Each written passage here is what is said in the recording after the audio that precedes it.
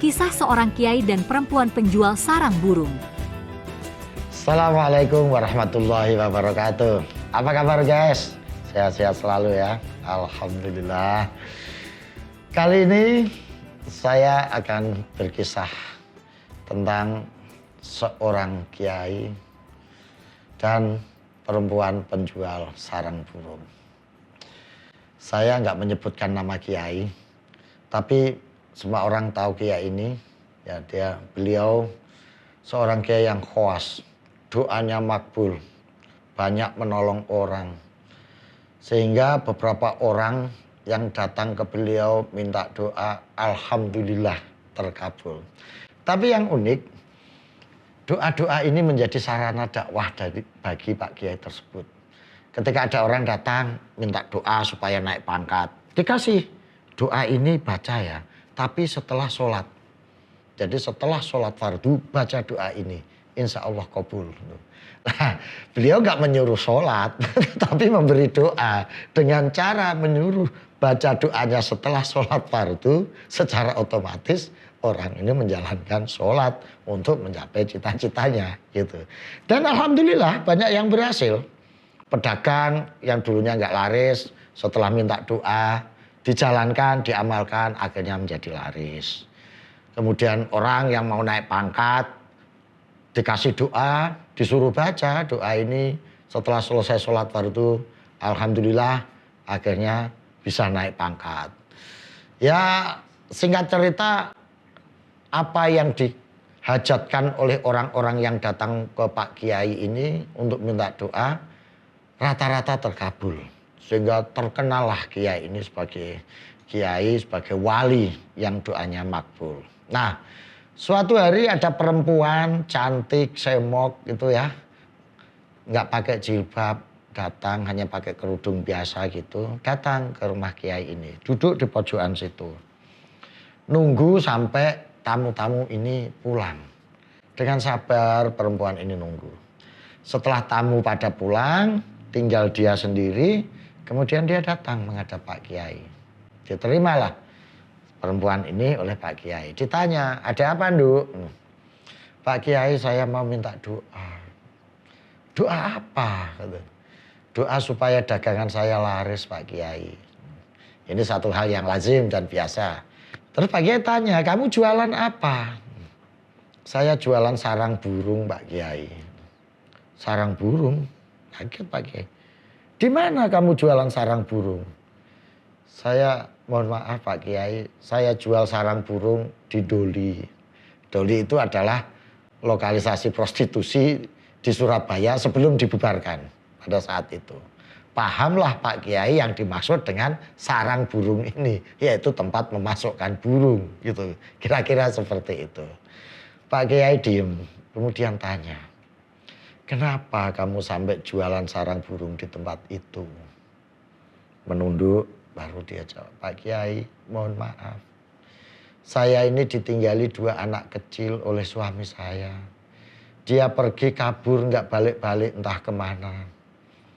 Anak saya masih kecil, butuh makan, butuh kehidupan. Lah orang tua saya tinggal satu-satunya ibu sakit. Saya nggak punya apa-apa lagi yang bisa saya jual untuk menghasilkan uang, menolong ibu saya yang sakit dan anak saya yang kecil-kecil ini. Saya sudah berusaha, saya cari pinjaman kemana-mana dan menawarkan jasa. Tapi saya tidak dapat uang untuk mencukupi kebutuhan itu. Pak Kiai diem, kemudian ya sudah, kalau memang begitu keadaannya saya doakan. Mudah-mudahan daganganmu laris. Jangan lupa baca Al-Fatihah dan sholawat setiap selesai sholat fardu. Jadi Pak Kiai itu tidak memberikan saran untuk berhenti. Tidak menyuruh perempuan ini untuk berhijrah. Tidak menasehati bahwa pekerjaan itu dosa, berzina, diancam api neraka, dijilid dengan 80 jilidan atau dirancam sampai mati. Enggak. Pak Kiai cuma mendoakan mudah-mudahan daganganmu laris. Dan baca Fatihah serta sholawat setelah selesai sholat fardu.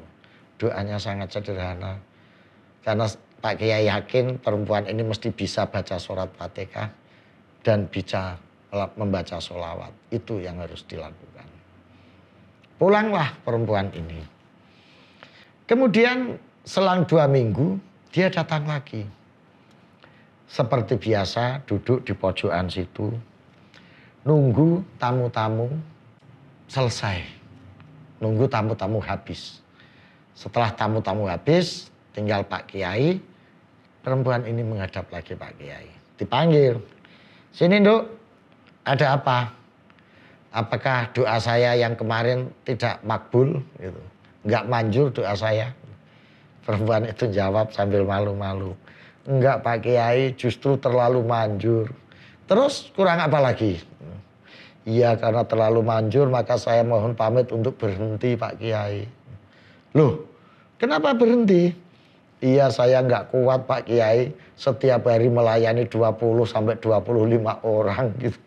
Bayangin, penjual sarang burung melayani 20 sampai 25 orang setiap hari. Saking manjurnya doanya Kiai. Mendengar pernyataan perempuan itu, Kiai menjawab, Alhamdulillah. Gitu ya. Jawab Pak Kiainya dengan lega. Lah terus kalau kamu berhenti, bagaimana kamu ngurus 2 anakmu dan orang tuamu yang sakit itu? Iya Pak Kiai, ini alhamdulillah dari 2 minggu saya bekerja ini, saya sudah dapat modal. Saya akan gunakan uang ini untuk modal. Saya mau buka warung kecil-kecilan, warung nasi. Mudah-mudahan ini bisa menjadi sarana jalannya rezeki untuk anak dan ibu saya. Alhamdulillah. Ya sudah, kalau memang begitu kamu berhenti ya. Buka warung, buka usaha yang halal dan baik. Uang yang kamu peroleh dari 2 minggu kamu jualan sarang burung itu digunakan untuk modal. Insya Allah akan menjadi uang halal karena kamu mengerjakan itu dalam keadaan yang darurat. Uang haram akan jadi halal karena kamu melaksanakan dalam keadaan darurat. Dan itu kamu gunakan saja untuk buka warung, buka usaha yang benar, yang halal. Mudah-mudahan menjadi sarana atau pintu rezeki untuk kamu berusaha menghidupi kedua anakmu dan berbakti kepada ibumu yang sedang sakit. Subhanallah. Inilah kearifan seorang kiai yang memiliki doa yang makbul di hadapan Allah Subhanahu wa taala. Beliau tidak menjas orang secara semena-mena. Beliau tidak menjadi hakim yang menyalah-nyalahkan perbuatan. Sudah jelas berzina adalah perbuatan dosa. Pak Kiai tidak menyuruh dia berhenti, tetapi memberikan solusi dan cara supaya dia bisa berhenti. Inilah cara dakwah yang bil hikmah, dengan wisdom, dengan arif, dengan kebijaksanaan yang menyentuh hati dan perasaan setiap orang. Bukan nakut-nakuti, bukan mengancam, bukan intimidasi yang membuat orang menjadi takut dan terpaksa menerima Islam dan mengamalkan ibadah menurut ajaran Islam. Apa yang dilakukan oleh Pak Kiai ini memberikan inspirasi bagi kita bahwa dakwah itu adalah menata hati dan merajut perasaan supaya orang bisa menerima ajaran, orang bisa melaksanakan ibadah dengan penuh sukacita tanpa perasaan takut, tanpa perasaan terpaksa. Mudah-mudahan ini bisa menjadi inspirasi bagi kita semua saat kita menyampaikan ajaran-ajaran Islam, saat kita mengamalkan amalan-amalan ibadah Islam, bisa menjadi manfaat dan berguna bagi sesama. Terima kasih. Hanya dengan cara beribadah yang membuat damai dan memberikan solusi bagi kesulitan orang lain, Islam bisa jaya, Indonesia Raya bisa maju dan berkembang. Benahi yang salah, jangan dicela. Luruskan yang salah, jangan dibela. Inilah berdakwah yang baik menurut ajaran Islam. Terima kasih guys, sudah bersedia untuk menyimak inspirasi ini. mudah-mudahan bermanfaat untuk kita semua dalam membangun dan memajukan Indonesia Raya. Wassalamualaikum warahmatullahi wabarakatuh. Alzastro atau lengkapnya Dr. Ngatawi Alzastro, S.Ag, M.Si adalah seorang sosiolog, budayawan, dan tokoh agama di Indonesia. Alzastro aktif beraktivitas sebagai akademisi dan berkesenian, serta selalu keliling Indonesia menyapa berbagai kalangan masyarakat sebagai upaya untuk terus merajut keberagaman bagi Indonesia Raya.